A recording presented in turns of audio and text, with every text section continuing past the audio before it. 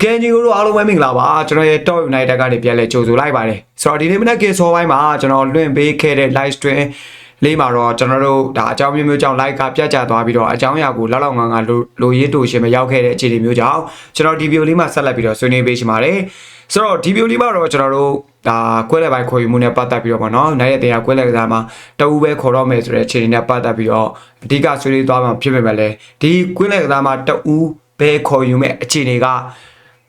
ကျွန်တော်တို့ကဘယ်ကစားသမားဆိုရင်တော့လက်ခံပေးလို့တစ်တော်လို့ရတယ်လို့ဘယ်ကစားသမားဆိုရင်တော့လက်ခံပေးကြအကြောင်းမရှိဘူးဆိုတဲ့အခြေအနေနဲ့ပတ်သက်ပြီးတော့ဆွေးနွေးသွားပြီးမှာပါဆိုတော့ okay ဆိုတော့ကျွန်တော်တို့ကွင်းလယ်ပိုင်းနဲ့ပတ်သက်ပြီးတော့လက်ရှိ Andrew San တို့လက်မှတ်ရေးထိုးထားနိုင်ပြီဒါကကျွန်တော်တို့ကပထမဦးဆုံးတော့လက်မှတ်ရေးထိုးမှုလည်းဖြစ်ခဲ့ပါတယ်ကျွန်တော်တို့အစောပိုင်းကျွန်တော်တို့ Here We Go တာခဲ့တာကတော့အီဒါဆန်ပေါ့နော်အီဒါဆန်နဲ့ပတ်သက်ပြီးတော့ကျွန်တော်တို့ရဲ့အသေးဘက်ကအကြောင်းမျိုးပြပြီးတော့ပြောင်းရွှေ့ဖြတ်သိမ်းလိုက်တယ်ဖြတ်သိမ်းလိုက်တဲ့အတွက်ကြောင့်အီဒါဆန်ကအတလန်နာအသင်းကိုပြန်ရောက်သွားပြီအတလန်နာအသင်းနဲ့စာချုပ်တက်တာတိတ်မကြံလို့တဲ့ဒီဇာတ်သမားကိုအတလန်နာအသင်းကငါတို့ကစားမှာကြက်ခိုင်မှုအပြည့်အဝရှိတယ်လို့ငါတို့ယုံကြည်တယ်ဒီအတွက်ကြောင့်ကာလာရှိစာချုပ်ချုပ်ဆိုမယ်ငါတို့အသင်းမှာပဲဆက်ထားမယ်ဆိုတဲ့ပုံစံမျိုးနဲ့လှုပ်ဆောင်နေတယ်ဆိုတဲ့အကြောင်းအရာတွေကိုလည်းဖာဘီဆိုဘဲတို့ကပြောထားတယ်ဆိုတော့ကျွန်တော်တို့အသေးတက်အကြောင်းပြပြီးတော့ကိုဒီပြောင်းရှိကိုပြက်ပြအောင်လှုပ်ဆောင်ခဲ့တာလို့သိရတယ်နော်အဲ့လိုမျိုးထည့်တယ်ဗျာသိရတာမဟုတ်ထည့်တယ်နော်ကျွန်တော်တို့ ਨੇ ဘယ်လိုမျိုးအခြေလှုပ်ရှင်လို့လဲဆိုတော့တကယ်လို့ဒါကျွန်တော်တို့ကအီရန်ဆန်ကိုခေါ်ယူထားလိုက်မယ်ဆိုရင်အန်ဒီဆန်တို့လည်းရှိနေမယ်နောက်ထပ်ကွဲလဲဆိုတာမှတူဦးကိုလည်းကျွန်တော်တို့မဖြစ်မနေခေါ်ယူရလိမ့်မယ်မခေါ်လို့မရဘူးအီရန်ဆန်နဲ့အန်ဒီဆန်တို့နှစ်ယောက်တည်းနဲ့ကျွန်တော်တို့လာမယ့်ရာသီကိုချန်ပီယံလိပရီးမီးယားလိဖြတ်တန်းလို့မရဘူးဒါကြောင့်ကျွန်တော်တို့အီရန်ဆန်ကိုပထုတ်ပြီးတော့ကျွန်တော်နောက်ထပ်ကွဲလဲတူပဲခေါ်မယ်ဆိုတဲ့ပုံစံမျိုးလုပ်ခဲ့တာအရေးလေးရှိကွဲလဲကစားမှတူပဲပေါ့နော်ခေါ်မယ်ဆိုတဲ့ပုံစံမျိုးလုပ်ခဲ့တာဘာကြောင့်လဲဆိုတော့ကျွန်တော်မနက် live stream မှာပြောထားတဲ့အတိုင်းပဲမောက်ရဲ့ကြက်ခိုင်မှုကြောင့်မောက်ကိုနေရာစုံမှာဖြည့်ဆက်သုံးလို့ရတဲ့အတွက်ကြောင့်အန်ဒီဆန်တို့ကိုလည်းနေရာစုံမှာဖြည့်ဆက်သုံးလို့ရတဲ့အတွက်ကြောင့်ကျွန်တော်နောက်ထပ်ကွဲလဲကစားသမားနံပါတ်6ကိုစစ်တူအရေးသွေးကောင်းတဲ့တူကိုခေါ်မယ်လို့ကျွန်တော်တို့ပုတ်ဖွဲ့အစီအစဉ်ထားတယ်ပေါ့ဗျာဆိုတော့အဲ့ဒီအစီအစဉ်မှုမှာကျွန်တော်ပြောချင်တာကဘာလီဘာလောက်နော်ဆန္ဒဘာချီလောက်ဘူအန်တဲ့ကွဲလက်ကစားမှာဆန္ဒဘာချီလောက်ဘာလီဘာလောက်အဲလက်စကောလောက်ဆိုတော့ကျွန်တော်လုံးဝလက်မခံနိုင်လုံးဝလက်မခံတဲ့အပြောင်းအရွှေ့တစ်ခုလို့ကျွန်တော်မြင်တယ်အားလုံးဆိုတော့ကျွန်တော်တို့ရဲ့ဘာနဲ့မှမြုပ်တင်လို့ရမှာမဟုတ်အဲ့ဒီကစားမတွေတကယ်ရောက်လာလဲကျွန်တော်တို့တွေဘာမှအကျိုးပြုနိုင်မှာမဟုတ်ဘာလို့လဲဆိုတော့ဒီနံပါတ်6ရိုးနေရာအတွက်ဒီအခုနောက်ဆုံးခေါ်မဲ့ပလေယာကိုပဲအားပြုကစားမှာကျွန်တော်တို့အဲ့ဒီကစားမကိုအားမပြုတ်နိုင်အန်ဒရီဆန်တို့ကိုအားပြုရမှာမလွယ်ဘူးတော့ဆရာမလွယ်နိုင်ဘူးချန်ပီယံလိပရီးမီးယားလိ2ရာသီလုံးဟိုဒါလည်းဟိုတရက်ကို2ပွဲလုံးကစားရမယ်တစ်ပတ်ကို2ပွဲလုံးကစားရမယ်အခြေအနေမျိုးဘရူနိုကူမာရစ်ဘရူနိုဖာနာရက်ရဲ့အသက်အရွယ်စကားပြောလာနိုင်တယ်ကိုမေတူတိုင်ရမရနိုင်ဘူးလို့မပြောနိုင်ဘူးဘရူနိုဖာနာရက်ကျွန်တော်ရှေ့သွားမချနိုင်ဘူးလို့မပြောနိုင်ဘူးမစ္စမောက်တိုင်ရမရနိုင်ဘူးလို့မပြောနိုင်ဘူးအန်ဒီဆန်တို့တိုင်ရမရနိုင်ဘူးလို့မပြောနိုင်ဘူးပွဲပတ်တာမခံရနိုင်ဘူးလို့ကျွန်တော်ကစားသမားတွေရဲ့အခြေအနေကပြောလို့မရတဲ့အနေအထားတွေအဲ့လိုမျိုးပွဲပတ်တိုင်းနဲ့ဒဏ်ရာပတ်တိုင်းကြုံတွေ့လာရရင်ကျွန်တော်တို့ဘာဆက်လုပ်မှာလဲအဲ့ဒါတွေကတကယ်ကိုမေးခွန်းထုတ်စရာကောင်းတဲ့အခြေအနေပဲအဲ့လိုအခြေအနေမျိုးမှာကျွန်တော်တို့ကကွဲလဲကစားမှာတူပဲခေါ်တော့မယ်တူပဲခေါ်ပေးနိုင်တော့မယ်ဆိုပြီးတော့ဘာလီဘာလောက်ကောက်စီသွားတယ်ဆန္ဒဘာကြီးလောက်ကောက်စီသွားတယ်ဆိုတော့ဒါဘိုးပွဲတွေကိုဘယ်လိုပဲဖြစ်ဖြစ်အပြစ်တင်ဝေဖန်ရမယ်အပိုင်းတော့ဖြစ်လာပြီပဲတကယ်ဖြစ်လာပြီအဲ့လိုမှမဟုတ်ပဲねကျွန်တော်တို့တို့ဒီကွဲလဲကစားမှာအရေးသွေးကောင်းတဲ့ကိုနေတို့ဘူဟာဒီတို့ကိုနေတော့မှကျွန်တော်တိတ်လက်မခံချင်ဘူးဒါပေမဲ့ကိုနေလည်းရရင်တော့မစိုးဘူးလို့ပြောလို့ရပါမယ်ဘူဟာဒီလောက်ခေါ်ယူပေးမယ်ဆိုတော့လုံးဝပါဖက်ဖြစ်ပါတယ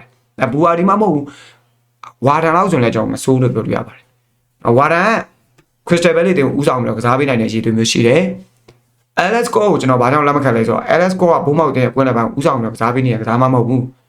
နော်အတမ်တေလာတို့အတမ်တို့နဲ့တူတွဲဖက်ပြီးတော့ကစားနေတဲ့ကစားမသူတို့တွဲဖက်တွေညီမှာကွဲလဲကပိုကောင်းလာတာဆိုတဲ့ကြောင့်အတမ်ဝါတာလိုမျိုးအီလောအန်ဒါဆန်တို့လိုမျိုးနောက်ပြီးတော့တိုနယ်လီတို့လိုမျိုးကွင်းလဲကိုတကယ် only one ဦးဆောင်နိုင်တဲ့ပလေယာမျိုးဆိုတော့လက်ခံပေးလို့ရတယ်ဒါပေမဲ့လက်ရှိမှာအတမ်ဝါတာတယောက်ပဲဒီထဲမှာလစ်ဟင်းနေရရှိတာဘူအာဒီဆိုလည်းမေဘီလက်ခံပေးလို့ရပါတယ်ဘူအာဒီရဲ့လက်ရှိအသက်အရွယ်အရေးသွေးမြင်တွေ့ရတဲ့အတိုင်းပဲတော်လေးကောင်းတယ်ကွင်းလဲကိုတဦးတည်းဦးဆောင်နိုင်တယ်ကိုနေဆိုလည်းမစိုးဦးဆောင်နိုင်ပါတယ်လက်ရှိပြည်တဲ့တဲ့ကစားနေတဲ့ကိုနေရဲ့ရှေ့သွားနေတာတကယ်လည်းမိုက်နေတာဆိုတဲ့ကြောင့်ကိုနေဘူအာဒီအတမ်ဝါတန်ဆိုလက်ခံပေးလို့ရပါမယ်ဘာလီဘာတို့ဘာဆန္ဒဘာဂျီတို့ LS ကိုလို့ဆိုတော့ကျွန်တော်လုံးဝလက်ခံပေးလို့မရဘူးလို့ကြိုက်နေတော့သုံးသက်ချင်ပါတယ်ကျွန်တော်တို့ကွင်းလဲပိုင်းအတွက်အကောင်းဆုံးပြင်ဆင်မှုတော့လုံးဝရမယ်ပြီးခဲ့တဲ့နေ့ရာသီလည်းကွင်းလဲဟာကွက်ပေါင်းများစွာနဲ့အတင်းကလူရမရောက်ခဲ့တဲ့ပုံစံမျိုးမြင်ရတယ်ကျွန်တော်ချန်ပီယံလိမှာလည်းအနေအထားတစ်ခုရှိစေချင်တယ်ပရီးမီးယားလိမှာလည်းအနေအထားတစ်ခုရောက်စေချင်တယ်ဒါကြောင့်မို့ပူကောင်းတဲ့ လူခေါ်ယူမှုတွေနဲ့အသိကိုအားဖြည့်လာလိမ့်မယ်လို့ထင်ထားပေမဲ့ကျွန်တော်တို့ဘုတ်ဖွဲ့တွေရဲ့လှုပ်ဆောင်ချက်တွေကကျွန်တော်တို့ပြည်သက်တွေမှန်းချက်နဲ့နှမ်းထွက်နဲ့လုံးဝမကိုက်တဲ့ပုံစံမျိုးမြင်ရတယ်အခုချိန်ဒီအန်ဒီဆန်တိုတယောက်တော့ပဲစိတ်ထားနိုင်တာကတကယ်ကိုစကားပြောစရာရှိနေပဲအာဆင်နယ်တို့ကျန်းနေတဲ့အချိန်စပါတို့ကျန်းနေတဲ့အချိန်မန်စီးတီးတို့ကျန်းနေတဲ့အချိန်ချယ်ဆီတို့အပြောင်းရွှေ့တွေလဲလဲမြန်မြန်လုပ်နေတဲ့အချိန်မှာကျွန်တော်တို့တင်ကအေးစီအေးဟာအေးချောင်းအခြေအနေမျိုးပဲရှိသေးတယ်အခုချိန်ဒီလည်းလူခေါ်ယူမှုတွေနဲ့ပတ်သက်ပြီးတော့ဘာမှမထူးခြားသေးဘူးလူခေါ်ယူမှုတွေနဲ့ပတ်သက်ပြီးတော့မျိုးစုံကြိုးကုံတော့ plan တွေကိုပြင်ဆင်နေစေအရင်က plan တွေတိုင်းလုပ်မယ်အရင်က plan တွေတိုင်းလုပ်မယ်ဆိုပြီးတော့အခု plan တက်တွေရေးဆွဲပြီးတော့ပြင်ဆင်နေတဲ့ plan တွေကမပြီးပြတ်တော့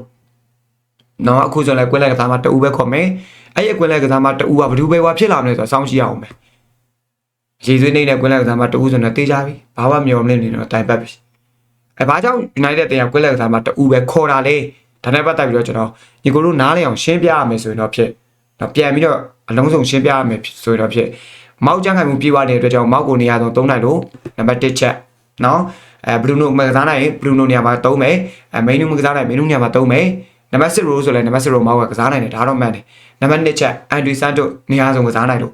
နံပါတ်10 row လည်းကစားနိုင်တယ်အန်ဒရီဆန်တို့ဟုတ်တယ်နံပါတ်8 row လည်းကစားနိုင်တယ်ဟုတ်တယ်သူ့ရဲ့ position တော့နံပါတ်6 row ပါအန်ဒရီဆန်တို့နံပါတ်နေရာဆုံးကစားနိုင်တဲ့အတွက်ကြောင့်အန်ဒရီဆန်တို့ကိုနံပါတ်6အရန်နံပါတ်8အရန်နံပါတ်10တို့အရန်သုံးလို့ရတယ်ဒါကြောင့်မို့ကျွန်တော်တို့အရန်ကစားမ2ယောက်လုံးကနေရာဆုံးမှာကစားနိုင်တဲ့ကစားမ2ဦးဖြစ်တဲ့အတွက်ကြောင့်ကျွန်တော်တို့ကိုယ်လက်ကစားမ1ယောက်ပဲခေါ်မယ်ဆိုရင်နံပါတ်1ဆုံးဖြတ်ချက်တစ်ခုဖြစ်ပါတယ်နံပါတ်2ချက်ဘာချက်ပိုင်းရွှေ့တာချင်လို့ပါဘာကြောင့်ဘာချက်ပိုင်းရွှေ့တာချင်တာလဲကျွန်တော်တို့ယာတီအဝတ်မှာဒီနွေယာတီအပြောင်းရွှေ့ရဲ့လူခေါ်ယူမှုတွေကမှန်ကန်လားမှားယွင်းလားဆိုတာကိုသုံးသပ်သွားမှာဖြစ်ပါတယ်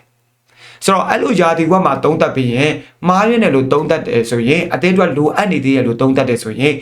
ယာတီဘက်စောင်းရတီဈေးကွက်မှာအပြောင်းရွှေ့လုပ်ရှင်တဲ့အတွက်ကြောင့်နေရာတီဈေးကွက်မှာသုံးခွင့်ရသမျှငွေကြေးတွေအားလုံးကိုမသုံးဆွဲဘဲနဲ့စောင်းရတီဈေးကွက်အတွက်ကျွန်တော်တို့ကငွေကြေးကန့်သတ်ချက်တစ်ခုခြံထားတာဖြစ်ပါတယ်ပြောချင်တာကွေးလက်ကစားမှာ3ဦးခေါ်မယ်ဆိုတဲ့ plan ကစောင်းရတီဈေးကွက်နဲ့ပေါင်းရင်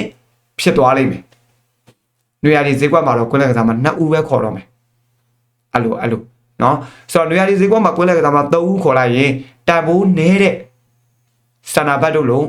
အီရာဆန်တို့လိုပလီယာမျိုးတွေပါလာနိုင်တယ်ကွင်းလက်ကစားမှာ2ဦးခေါ်လိုက်မယ်ဆိုရင်နေရာဒီဈေးကွက်မှာတန်ဖိုးမြင့်ကွင်းလက်ကစားမှာ2ဦးရပြီးတော့ဆောင်းရဒီမှာလည်းတန်ဖိုးမြင့်ကွင်းလက်ကစားမှာပဲထက်ခေါ်နိုင်မှာဖြစ်တယ်ဒါကိုရှေ့ရှုပြီးတော့ကျွန်တော်ရဲ့အတင်းကဆောင်းရဒီဈေးကွက်အတွက်အခြေအနေစောင့်ကြည့်ရှင်သေးလို့စောင်းဒီဈေးကွက်မှာပိုကောင်းတဲ့ကွင်းလက်ကစားမတွေရနိုင်မဲ့အခွင့်အလမ်းတွေရှိလာနိုင်မယ်လို့ယုံကြည်လို့နေရာဒီဈေးကွက်မှာကျွန်တော်တို့က